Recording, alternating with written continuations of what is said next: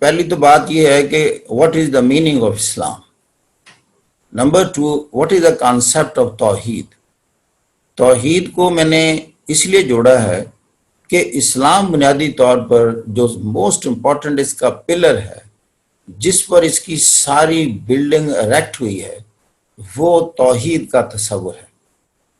اگر آپ مجھے کہیں کہ آپ ایک لفظ میں بیان کریں میننگ آف اسلام، تو میں وہ لفظ کہوں گا اللہ.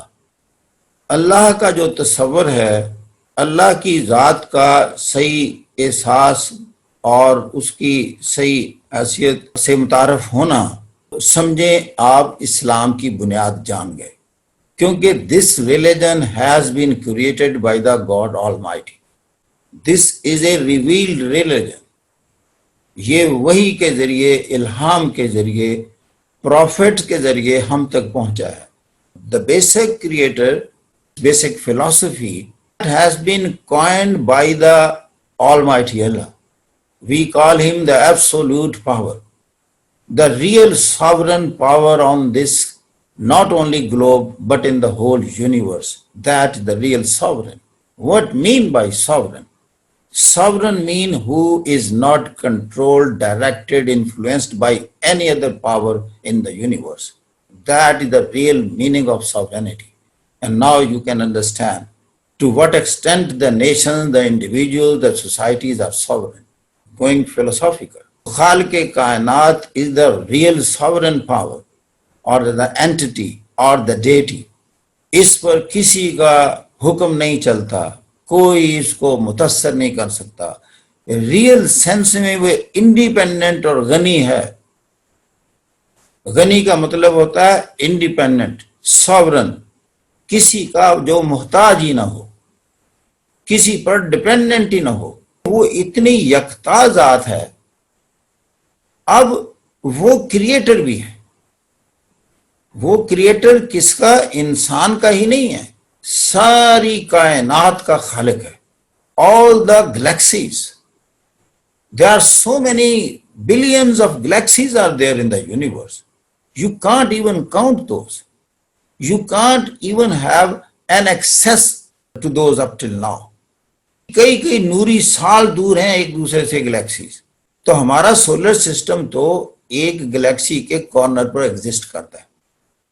Our sun along with its 9 big planets, اس کو we call it our solar system, and earth is one of those 9 planets. یہ پلوٹو تک جاتا ہے.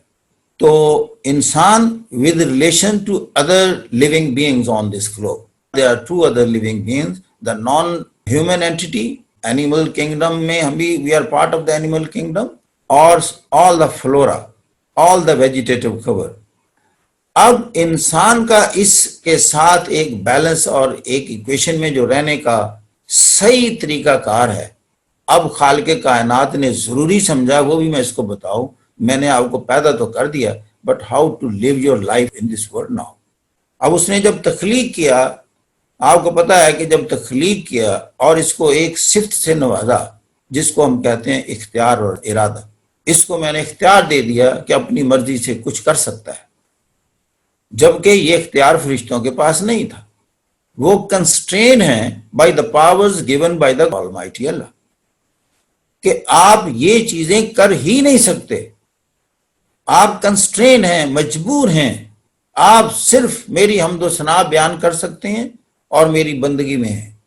آپ میں ریولٹ، آپ میں ڈس ایگریمنٹ، آپ میں ایجیٹیشن، آپ میں اپنی کوئی مرضی، سوال ہی پیدا نہیں ہوتا. آل دا اینجلس. اب یہ جو نئی تخلیق کی آدم کی اور بتایا فرشتوں کو کہ یہ جو میں نے بنائی ہے چیز، اس کو میں نے اختیار اور ارادے کا مالک کر دیا جیسے کہ میں ہوں. اپنی ایک صفت بدیت کر دی. فرشتے ایک دم پریشان ہو گئے، یہ کر دی، یہ تو قتل بھی کر دے گا، کمزور کا استحصال کرے گا، اپنی ذات کے لیے لوٹ مار کرے گا، بے شمار قسم کے غلط فخر میں چلا جائے گا، کسی کو رنگ کی بنیاد میں تذلیل کرے گا. یہ تو امن کو تہ بالا کر کے رکھ دے گا جو آپ نے اختیار دیے. اب اللہ تعالیٰ کا انداز کیا ہے آگے بات کرنے کا. اللہ تعالیٰ بحث کو لے کے جاتے ہیں دلیل کے ساتھ. یہ سوچ کے انداز ہیں. آپ قرآن کو جب سٹڈی کریں سورہ بقرہ میں سٹارٹ ہو جاتا ہے یہ ساری چیزیں. اللہ نے یہ نہیں کہا کہ یہ نہیں کرے گا. اللہ نے کہا جو میں جانتا ہوں تم نہیں جانتے، اچھا مجھے ان چیزوں کے نام بتاؤ. انہوں نے کہا کہ ہم تو اتنا جانتے ہیں جتنا علم آپ نے ہمیں عطا کیا، ہم تو ان کے نام نہیں جانتے. اب آدم کو کہا، آدم کو اسماء سکھا دیے. آدم نے بتا دیا کہ فرشتوں نے سجدہ کر دیا. اگر ادبی رنگ میں بات کریں تو سجدہ تو پھر علم کو ہوا. آپ اس پر تنقید تو کر رہے ہیں اس انسان پر، لیکن جو کچھ یہ جانتا ہے یہ تو تم بھی نہیں جانتے. بات یہاں علم کی. اب آپ نے اگر دنیا میں ممتاز ہونا ہے تو وہ آپ کی ایکسیس ٹو انفارمیشن ہے. Informed man is a strong man. یہ ہمیشہ ممتاز رہے گا. آپ خود دیکھیں، آپ جس کمپٹیشن میں جا رہے ہیں آپ کا کس چیز سے مقابلہ کروا رہے ہیں؟ آپ کے قدوں کا مقابلہ ہے، آپ کے رنگوں کا مقابلہ ہے، آپ کے کوئی لباس کا مقابلہ ہے؟ جی، آپ کا مقابلہ علم کی کوالٹی کا مقابلہ ہے. اور مسئلہ دیا جائے گا کہ مسئلے کو اینالائز کرنے کی ایبلٹی کس میں زیادہ ہے اور کس خوبصورت انداز سے کرنے کی صلاحیت آپ میں موجود ہے. کہ اب خالق کائنات نے تخلیق تو کر دی، اس پر اعتراض ہونا تھا کہ اس کو یہ زندگی گزارنے کا سلیقہ تو بتا دیتے، کانسٹیٹیوشن تو دیتے. ساری دنیا نے کانسٹیٹیوشن بنائے ہوئے ہیں نا. ایون آپ کا ذاتی کانسٹیٹیوشن بھی ہوتا ہے. ہر بندے کی جو طرز فکر ہے یہ اس کا پرسنل کانسٹیٹیوشن ہے. اس نے زندگی کیسے گزارنی ہے، اس کی پرائرٹیز کیا ہیں لائف میں، کن لوگوں سے ملنا ہے، کن سے نہیں ملنا، کون سا علم پڑھنا ہے، کون سا نہیں پڑھنا، کس پروفیشن میں جانا ہے، کس میں نہیں، کس کو دوست بنانا ہے، کس کو دوست نہیں بنانا، مکان کتنا بنانا ہے، کیسا بنانا ہے، کتنے کمرے کرنے ہیں، گاڑی لینی ہے، کون سی لینی ہے. بے شمار آسپیکٹس ہیں آپ کی زندگی کے، خوراک سے لے کر لباس، رہائش اور آپ کی ڈیلنگ ود ادر پیپل.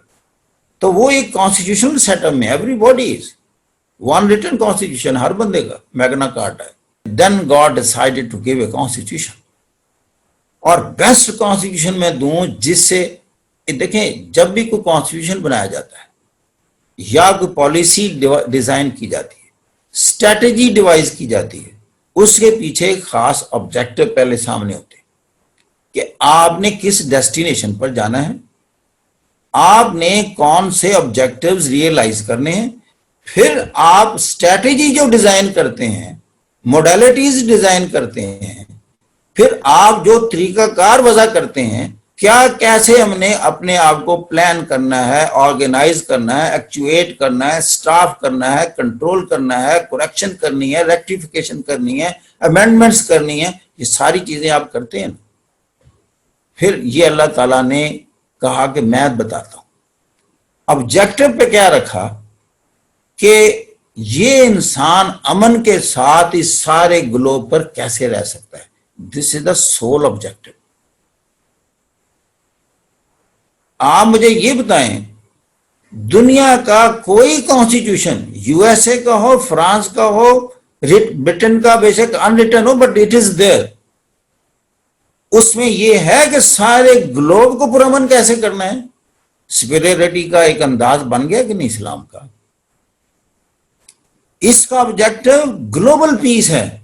میں یہ دعوے سے کہتا ہوں کہ کسی بھی دنیا کے کانسٹیٹیوشن کا یہ دعویٰ نہیں ہے کہ یہ گلوبل پیس انشور کرے گا. نیشنل انٹرسٹ میں کیا کیا ظلم روا رکھے ہوئے ہیں ملکوں نے. ساری دنیا کی جنگیں نیشنل انٹرسٹ کے نام پر ہوئی ہیں.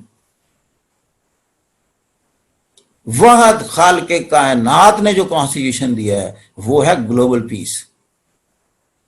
قاتل کے علاوہ تو قتل جائز ہی نہیں رکھا، اور اس لیے کہا قاتل کو قتل کر دو تاکہ قتل بند ہو سکے.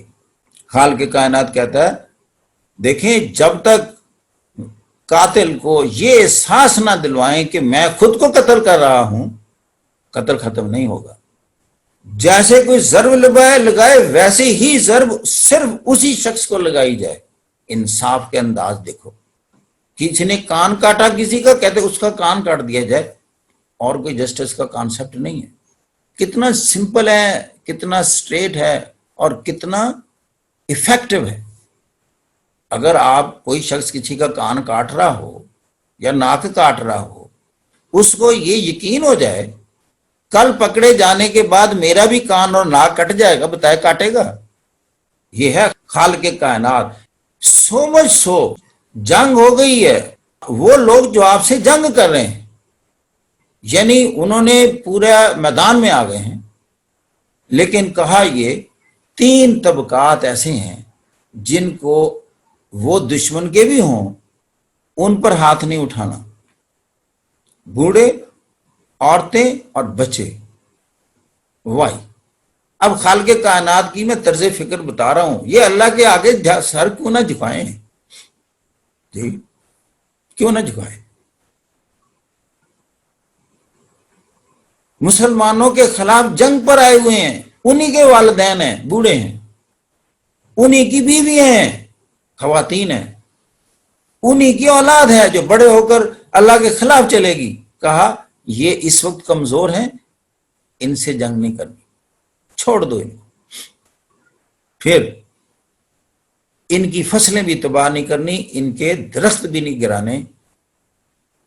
اس کے یہ تو انوسینس میں اور بھی آگے چلے گئے ہیں. فصلیں اور درخت انوسینس میں تو ایکسٹریم پر چلے گئے ہیں. یہ تو آپ کو کچھ بھی نہیں کہہ رہے. یہ ہے بہادری کا انداز. تلوار اس کے خلاف اٹھانی ہے جس نے آگے سے اٹھائی ہوئی ہو، اور جو مرا پڑا ہے اس پر کیا آپ نے اس کے گلے پر آپ نے گھٹنا رکھنا ہے؟ ورنہ نفرتوں کی کبھی انتہا نہیں ہوتی. نہیں گھٹنا اٹھاتا جب تک دوسرا فوت نہ ہو جائے. نفرتوں کا انداز ہے ریسزم. رزلٹ دیکھا پھر آپ نے، انسانیت کے خلاف ہے، ساری دنیا اٹھ کھڑی ہوئی. یہ ہے، یہ اللہ تعالیٰ کی مخلوق ہے. یہ یونیورسل پرنسپلز ہیں. یہ اتنا وائڈ سپریڈ پروٹیسٹ ہے. کیا ہے؟ کیونکہ بنیادی طور پر غلط کام ہوا ہے کہ یہ ریسزم کہاں سے آ گئے. اور یہ ریسزم کس نے ختم کیا؟ پہلے انسان نے تو شروع کیا نا، کہ ان کو افریقہ کے ممالک سے پہلے اٹھاؤ، اسی لیے کہ کمزور ہیں، ان کے پاس تو گن نہیں ہے. آپ گن کے بل بوتے پر چین میں بند کرے، صبح صبح ٹیکساس کی سڑکوں پر بازاروں پر ان کو نیلام کرو. They did it for years, for decades. میں آپ کو انسان کی حقیقت بتا رہا ہوں. What the God said. He disdained, condemned, rejected all such prejudices on the basis of racial background by saying this sentence کہ آپ تو سارے ایک باپ کی اولاد ہیں. سو میں سو کہ عورت بھی الگ نہیں بنائی، اسی کی پسلی سے نکالی ہے. اتنی آپ کی یونیٹری فارمیشن ہے. عورت کا بھی پتلا بنایا جا سکتا، اس میں روح پھونکی جا سکتی تھی. صرف اصل ایک رکھنے کے لیے کہا کہ یہ اس کا جوڑا میں نے اسی سے نکالا ہے، اور چونکہ اسی سے نکالا ہے اور اسی سے سکون پاتا ہے. اور پھر اس کو کہا کہ جب آپ میاں بیوی کے رشتے میں بنتے ہیں تو آپ ایک دوسرے کا لباس بن جاتے ہیں. میں کہتا ہوں انتہائی الفاظ ہیں، آپ اس کی ذرا باریکی میں تو جائیں. میاں بیوی ایک دوسرے کا لباس ہے. آپ بتائیں انسان کوئی بھی شخص ہے، سب سے زیادہ انٹیمیٹ ریلیشن شپ آپ کا کس چیز سے ہوتا ہے؟ Your dressing.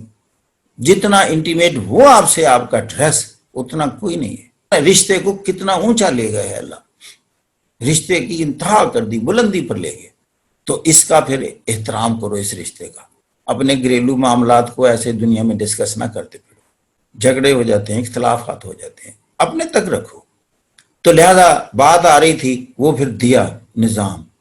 اب نظام دینے کا کیلے کیلے کو انسان کو تو نہیں دینا تھا. سسٹم بنا لیا کہ میں آپ میں سے ایک انسان کو سلیکٹ کروں گا جو کہ آپ کے لیے ماڈل ہوگا. اس کو کہا اسوہ حسنہ ہوگا، وہ کریکٹر میں آپ سے بہترین ہوگا. میں اس کی سلیکشن اس بیس پر نہیں کروں گا کہ وہ کتنا ویلدی ہے آپ کی سوسائٹی میں، اس کا قد کتنا ہے، اس کا رنگ کیسا ہے، کس جغرافیکل بیک گراؤنڈ سے اس کا تعلق ہے. چونکہ میں تو اس پر کراس لگاتا ہوں. میں کروں گا کریکٹر کی بیس میں. آپ کریکٹر کہتے ہیں آپ کے لیے بینیفیشل کون سا ہے، جس سے آپ کو کبھی دکھ نہ پہنچاؤ. میں اس کو سلیکٹ کروں گا، مزید اس کو ہدایت دوں گا، اور اپنا یہ کوڈ اور کانسٹیٹیوشن اسلامک، جس کو میں اسلامک کوڈ کہتا ہوں، یہ میں دوں گا کہ اب وہ پھیلائے اور اس پر عمل کر کے دکھائے. اس مشکل کام یہ پھر ایک انسان کو دیتا ہے، اس کو ہم کہتے ہیں رسول. اور یہ ہے تصور رسالت. اس نے اپنی طرف سے کچھ نہیں کہنا، جو کچھ اللہ نے بتانا ہے وہی اس نے لوگوں کو آگے بتانا ہے. اور اللہ اس کی گارنٹی دیتا ہے قرآن میں کہ رسول اپنی طرف سے کچھ بھی نہیں کہتا. جب اپنی طرف سے کچھ نہیں کہتا، وہی کہتا ہے جو میں چاہتا ہوں، تو لہذا رسول کی اطاعت ایسے کرو جیسے کہ اللہ کی اطاعت کر رہے ہو. قرآن میں الفاظ ہیں میں یوتی رسول فقط اطاع اللہ. جس نے رسول کی اطاعت کی اس نے گویا کہ اللہ کی اطاعت کی. تو پھر وہ کانسٹیٹیوشن دیا. اور بنیادی چیز اس میں یہ ہے، سب سے بنیاد جہاں جو اس کا سب سے بڑا پلر ہے، آپ نے کسی کمزور طبقے کا استحصال نہیں کرنا، کمزور پا کر اس سے ناجائز فائدہ نہیں اٹھانا. ایک بات. دوسری، اس کو پتا تھا کہ اگر میں نے ان کو لبرٹی دے دی، زیادہ ان کو چوائسز دے دیے، ڈسکریشن دے دی، اس نے پھر بھی ڈنڈی مارنی ہے، کیونکہ نفس اس کا بڑی جلدی غالب آ جاتا ہے. پھر انہوں نے حدود مقرر کی، صاف بتا دیا اس میں آپ آگے پیچھے نہیں کر سکتے. یہ آپ کی بیوی کا حق ہے، یہ آپ کی بیٹی کا حق ہے، یہ آپ کے بیٹے کا حق ہے، یہ آپ کی والدہ کا حق ہے، یہ سارا بتا دی. شادی، اس میں ایک حق مہر ڈال دیا، یہ جناب اس کی میں مقدار کا تعین ہی نہیں کرتا. حق مہر ایسا حق ہے عورت کا جس کی مقدار کا تعین ہی نہیں کیا گیا. تعین کون کرے گا؟ وہ عورت. جس معاشرے میں درگور ہو رہی ہو، فیمیل انفینٹیسائڈ ہو، بچیوں کو دفن کیا جا رہا ہو، اس معاشرے میں یہ کہہ دینا کہ شادی کے وقت اس کی شادی نہیں آپ کر سکتے جب تک اس کا یہ حق اس کو ادا نہ ہو، فوری ادائیگی کا ہے یا عند الطلب ہے. یہ سیکیورٹی کا سسٹم دیکھ لیا آپ نے کہ ویکر سیگمنٹ کو دیکھا تو ویکر سیگمنٹ کی پروٹیکشن کیسے کی. پھر آپ کے دیکھا کہ والدین جو ہیں یہ جب بڑھاپے میں جاتے ہیں، ساری عمر پالتے ہیں آپ کو، تو پتہ ہے کہ انسان اس وقت خود جوان ہوتا ہے، شادی ہو چکی ہوتی ہے، اپنے مسائل ہوتے ہیں، مصروفیتیں ہوتی ہیں، والدین کو بھول جاتا ہے اور وہ سارا دن انتظار میں ہوتے ہیں میرے پاس 2 منٹ بیٹھے یا مجھے لک آفٹر کرے، جس طرح میں نے اس کو کیا ہے. تو اللہ کو تو پتہ تھا یہ ہونا ہے، یہ نظر انداز ہونے ہیں.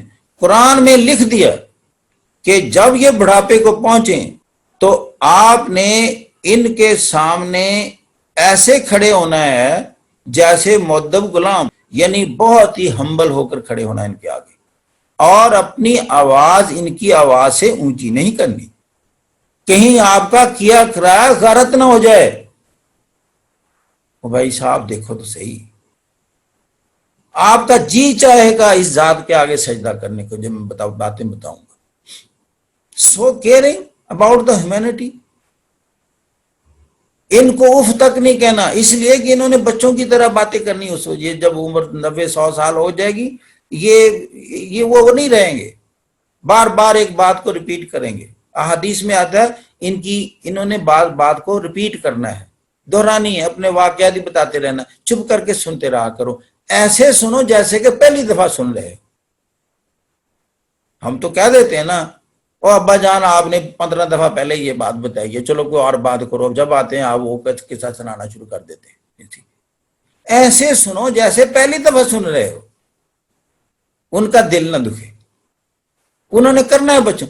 جب آپ چھوٹے تھے وہ کس طرح آپ کی باتیں سنتا تھا؟ آپ بھی طوطے کی طرح بولتے جا رہے ہیں. چھوٹے آپ باپ سن رہا ہے، ماں بھی سن رہی بڑی شوق سے، اور خوش ہو رہے ہیں، ساری دنیا کو بتا رہے ہیں. یہ ہمارا بٹا نا کل کا یہ باتیں بڑی کر رہا ہے، بڑی پیار سے. بیٹا سناؤ تو ذرا کیسے باتیں کرتے تھے وہ، بتا ہمیں بھی سناؤ، انکل کو سناؤ، بھائی جان کو سناؤ، ان کو سناؤ. کہتا ہے پھر یہ قرآن کے الفاظ ہیں، اسی محبت شفقت سے ان کے ساتھ پیش آؤ جیسے ساری عمر آپ سے پیش آتے رہے. یہ کون باتیں کرتا جی؟ یہ تو کانسٹیٹیوشن بھی نہیں دنیا کا یہ کہتا ہے اس طرح کی چیزیں کرو. خاموش ہے، صرف خدائی کانسٹیٹیوشن کہتا ہے.